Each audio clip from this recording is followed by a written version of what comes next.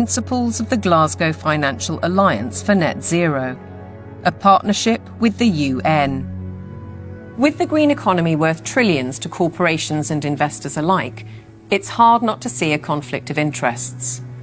Are the bankers raising money to achieve United Nations goals? Or are the goals a Trojan horse to change the world's financial control systems? Now consider the events at Jackson Hole, Wyoming in August 2019, only 3 months before the COVID outbreak. It's when Mark Carney delivered his call for change, and BlackRock proposed a new financial mechanism, going direct, which in principle allows central banks to channel capital direct to large corporations. So the central bankers got together in 2019, the G7 central bankers, and voted on the Going Direct Reset. And the Going Direct Reset, of which the COVID operation was part of it, has done a phenomenally excellent job of massively consolidating capital into central control. If you look at the COVID operation from a financial standpoint, it was absolutely clear that it was one way you balance the books. It worked. The major corporations like Amazon and others were allowed to continue business. Meanwhile, other businesses, particularly small and medium-sized entities, were deemed to be, quote, inessential. Many of them were put out of business. And so what we saw was a global wealth transfer of a reported $3.3 trillion from the working classes and the middle classes to this kind of super rich billionaire brigade. The people who ran the operation made an absolute fortune. It was economically, as a taking, it was a huge taking. And that included billions of pounds of taxpayers' money going to pharmaceutical firms for so-called vaccines. Whatever the truth around COVID, Dr. Hughes says the response deployed dangerous elements of social control, what he calls weaponized deception. We see techniques of shock and awe being applied through the lockdowns, techniques of isolation, making reality seem strange and threatening. All of this helps to depattern the mind. These are all well-known military tactics. Look them in the eyes and tell them you're doing all you can to stop the spread of COVID-19. Stay home, protect the NHS, save lives. These are, in fact, very nasty and very vicious techniques which were deployed against the public of multiple countries at once.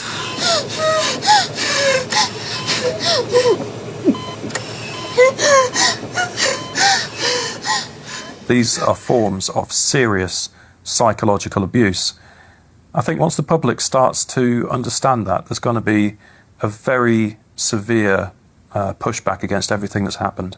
The general population cannot fathom the psychopathy of the vision that they're facing. So they can't fathom that a group of people would organize and engineer this kind of mass atrocity to get where they want to go. Be aware then of the World Health Organization, the UN's most powerful agency.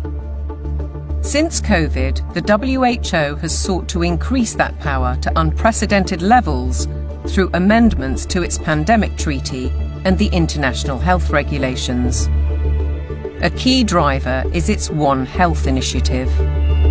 One Health is a concept that was created to enable the WHO, with these documents, to take over jurisdiction of everything in the world by saying that climate change, animals, plants, water systems, ecosystems are all central to health. That places the Director General in a key position to influence world events, another potential conflict of interests given the WHO's financial backing, particularly from the pharmaceutical sector.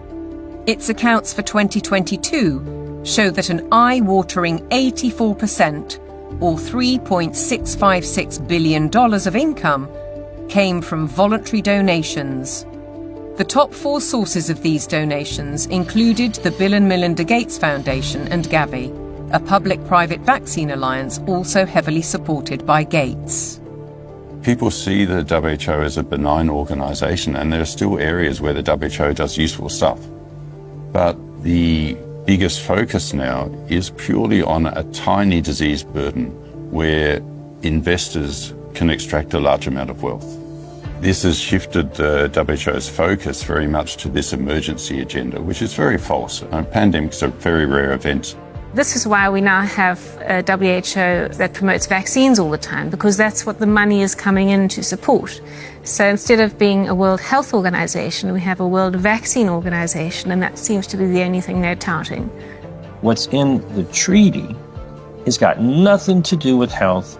It's a business deal focused on the most profitable business imaginable, pandemic profiteering. The other part of it, they're setting up a huge surveillance network. We're talking about $31 billion a year. They have to surveil for variants of viruses, and they will find them. They just have to decide there's a threat, not even a real harm. Experts are preparing for what is known as Disease X, or the next pandemic virus. They're creating a supranational, self-perpetuating pandemic industry.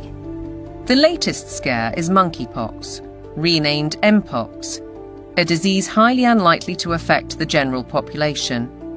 Nevertheless, the WHO has acted. The emergency committee met and advised me that, in its view, the situation constitutes a public health emergency of international concern. If you get to declare the emergency and then profit from it, there's a big problem, isn't there? It's essentially a build-out of big pharma, and the WHO is essentially looking to be their marketing and distribution arm worldwide. WHO! The people say no! WHO!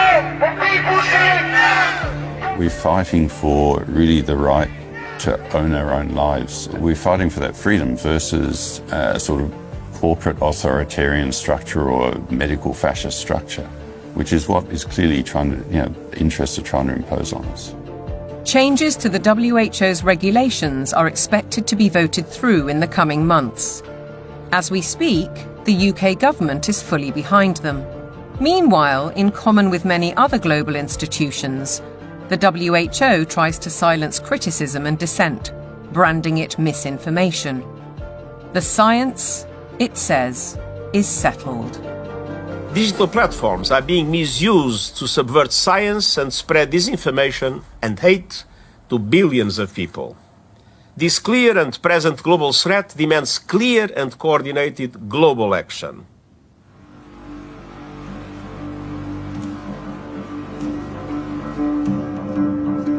I have a little rule of thumb for diagnosing a centralization scam.